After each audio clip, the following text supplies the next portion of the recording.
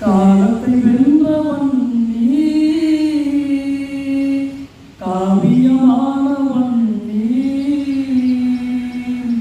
கல்வியை கொடுத்தவன், கற்க சொன்னவன், கல்வி திருமகன் நீ, காலத்தை வென்றவன் நீ. ஆம், காமராஜர் ஐயா அவர்கள் ஒரு காவிய புருஷன். கொலைப்பட்டினி காலத்திலே தமிழ்நாட்டிலே ஒரு கோமகன் பிறந்தான். கோ என்றால் அரசன். தமிழ்நாட்டை ஆளப்போகிற ஒரு மகன் பிறந்தார். அவர் பிறந்த நாட்களிலே பசி, பட்டினி, பஞ்சம் தலைவிரித்து ஆடியது. அந்த காலகட்டத்தில் தான் அவரும் பிறந்தார். சிறு வயதிலேயே அவருடைய தந்தை இறந்து விட்டார். ஒரு குடும்பத்தின் ஆணிவேர் என்று சொல்லப்படுகிற தந்தை இறந்தவுடனே அந்த குடும்பம் வறுமைக்குள்ளாக அதல பாதாளத்திற்குள் சென்றுவிடும். அப்படித்தான் காமராஜர் ஐயா அவர்களுடைய குடும்பமும் சென்றது. இந்த பசி, பட்டினி, பஞ்சம் அந்த பட்டியலில் காமராஜர் அவர்களும் சிக்கிக்கொண்டு தவித்தார். அந்த வறுமையின் காரணமாக அவர் சிறு வயதிலேயே படிப்பை நிறுத்திவிட்டார். பின்பதாக ஒரு துணிக்கடையில் வேலை பார்த்தார். தான் கற்றுக்கொண்ட சிறிதளவு கல்வியறிவை பெற்றுக்கொண்டு அவ்வப்போது அந்த துணிக்கடைகளில் வேலை பார்த்து கொண்டே செய்தித்தாள்கள் படிக்கும் பழக்கத்தை ஏற்படுத்தி கொண்டு நாட்டு நடப்புகளை அவ்வப்போது அவர் கற்றுக்கொள்ள தெரிந்து கொள்ள ஆரம்பித்தார். பின்பதாக அவரை தன்னுடைய ஒரு அரசியல் கட்சியில், அவர் விருப்பமான ஒரு அரசியல் கட்சியில் தன்னை இணைத்துக் கொண்டார். அவரிடத்தில் காணப்பட்ட உண்மை, நேர்மை, எளிமை இவைகளின் காரணமாக அந்த கட்சியில் இருப்பவர்கள் அவரை தமிழக முதல்வராக ஏற்படுத்தினார்கள். தமிழக முதல்வராக அவர் ஆட்சி செய்த அந்த 9 ஆண்டு காலம் பொற்கால ஆட்சி என்று சொல்கிறோம். அதற்கு முன்பதாக ராஜாக்கள் காலகட்டத்திலும், அரசர்கள் காலகட்டத்திலும், மன்னர்கள் காலகட்டத்திலும் அப்படி ஒரு பொற்கால ஆட்சியை யாருமே கொடுத்ததில்லை. அந்த 9 வருட ஆட்சி காலம்தான் பொற்காலம் என்று இன்றைக்கு வரைக்கும் நாம் சொல்லிக் கொண்டிருக்கிறோம். அவர் தமிழக முதல்வராக பொறுப்பேற்ற பின்பதாக தான் சிறு வயதில் அனுபவித்த அந்த வறுமை என்கிறதை தமிழ்நாட்டில் ஒழிக்க வேண்டும் என்று தீர்மானம் பண்ணினார். அந்த வறுமை ஒழிப்பதற்கு என்ன செய்ய வேண்டும்? மக்களுக்குள்ளே விழிப்புணர்வு உண்டாக வேண்டும். விழிப்புணர்வு எப்படி உருவாகும்? அறிவின் மூலமாக வரும். அந்த அறிவு எப்படி வரும்? கல்வியின் மூலமாக வரும் என்று தீர்மானம் பண்ணினார். பின்பதாக அவர் அனைத்து கிராமங்களிலும் கல்வி கூடங்களை கோயில்களாக, பள்ளி வாசல்களாக, ஆலயங்களாக ஏற்படுத்தினார். வறுமையை ஒழிக்க வேண்டும் என்று கல்வி கூடங்களை ஏற்படுத்தி பிறகு மாணவர்களுக்கு பசியாற்றுவதற்கு மதிய உணவு திட்டத்தை ஏற்படுத்துகிறார். பிறகு சமத்துவத்திற்காக பாகுபாடு இல்லாமல், பாரபட்சமின்றி அனைத்து குழந்தைகளும் ஒரே சீருடையில் வர வேண்டும் என்று சீருடை திட்டத்தை உருவாக்குகிறார்.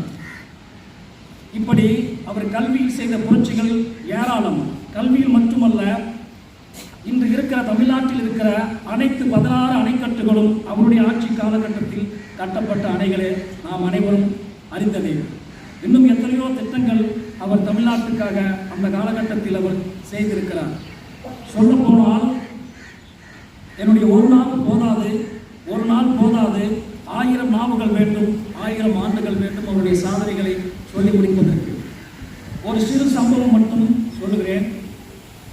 காமராஜர் ஐயா அவர்களுடைய நண்பரின் மகனுக்கு திருமணத்திற்கு அந்த நண்பர் அழைப்பு கொடுக்கிறார். ஐயா அவர்கள் சொல்லுகிறார், உன்னுடைய மகனுடைய திருமணத்திற்காக நான் தமிழக முதல்வராக பொறுப்பேற்கவில்லை, திருமணத்திற்கு வர முடியாது என்று சொல்லுகிறார். தன்னுடைய நண்பர் தன்னுடைய மனதில் முதல்வர் ஆனதுடன் இவருக்கு எவ்வளவு திமிர் என்று மனதில் ஒரு எண்ணம். பின்னர் திருமணத்தன்று செல்கிறார். உறவினர்கள் தன்னுடைய நண்பரிடம் காமராஜர் வந்திருக்கிறார் என்று சொல்கிறார்கள். அப்படியா, வரவில்லை என்று தானே அவன் சொன்னான் என்று அந்த நண்பர் சொல்லி பக்கத்தில் அருகில் வந்து, ஏனப்பா வர முடியாது என்று சொன்னாய், எதுக்கப்பா வந்திருக்கிறாய் என்று கேட்டவுடனே, நான் வருகிறேன் என்று சொன்னால் நம்முடைய மகனின் திருமணத்திற்கு தமிழக முதலமைச்சர் வருகிறார் என்று சொல்லி நீ ஆங்காங்கே கடனுடன் வாங்கி திருமணத்தை ஆடல் பாடலாக நீ செய்வாய், மண்டபத்திற்கு பணம் செலவு செய்வாய். உன்னை கடனாளி ஆக்குவதற்காகவா நான் முதலமைச்சராக பொறுப்பேற்றேன் என்று ஒரு எளிமையாக பதிலை சொல்கிறார். பிறகு சாப்பிடுவதற்கு முன்பதாக மணமக்களை ஆசீர்வதி என்று அந்த நண்பர் சொல்கிறார். இல்லை, நான் திருமணம் ஆகாதவன், நான் ஆசீர்வதித்தால் உன் வீட்டாருக்கு அதை பிடிக்காது என்று ஒரு எளிமையோடு அவர் பதிலை சொல்கிறார். இப்படி அவருடைய வாழ்க்கையில் நடந்த சம்பவங்கள் சொல்லிக்கொண்டே போகலாம். பிறகு என்ன ஆலோசனையாக மாணவர்களுக்கு, நீங்கள் பள்ளிக்கு வருகிறீர்கள், நல்லது. பள்ளிக்கு வந்த உடனேயே உங்களுக்கு கல்வியறிவு உங்களுக்கு வந்துவிடுமா என்றால் முடியாது. ஒரு மருத்துவரிடத்தில் செல்கிறீர்கள், உங்கள் உடலில் ஏதாவது ஒரு பிரச்சனை வியாதி என்று செல்கிறீர்கள். அந்த மருத்துவர் முதலாவது ஊசி போடுகிறார், பின்பதாக மருந்து மாத்திரைகளை எழுதி கொடுக்கிறார். அந்த மருந்து மாத்திரைகளை நீங்கள் எடுத்துக்கொள்ள வேண்டும், ஊசியை போட்டுக்கொள்ள வேண்டும். ஊசி வழியாகத்தான் இருக்கும். மருந்து மாத்திரைகள் கசப்பாக இருந்தாலும் அதை எடுத்துக்கொண்டால் உங்களுக்கு அந்த வியாதியிலிருந்து நீங்கள் விடுதலை பெற முடியும். அதுபோலத்தான் ஆசிரியர்கள் பாடம்தான் நடத்துவார்கள். மருத்துவர் எப்படி மருந்து கொடுப்பார்களோ, மருந்து மாத்திரை கொடுப்பாரோ, அதுபோல ஆசிரியர் பாடம்தான் நடத்த முடியும்.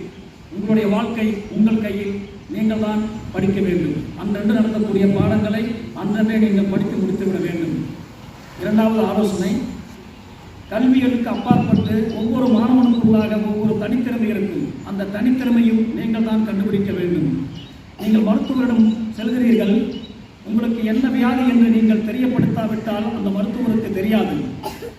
அவரே எத்தனை சோதனை செய்தாலும் கண்டுபிடிக்க முடியாது. நாம அந்த என்ன வியாதி என்று நாம் சொன்னால்தான் அந்த மருத்துவருக்கு தெரியும். அதுபோல உனக்குள்ள இருக்கிற திறமையை நீங்கள் தான் கண்டுபிடிக்க வேண்டும்.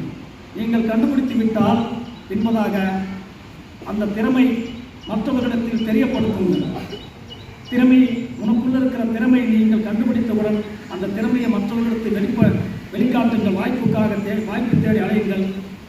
உனக்குள்ள இருக்கிற திறமை மற்றவர்களுக்கு தெரிந்தால் வாய்ப்பு உங்களை தேடி வரும்.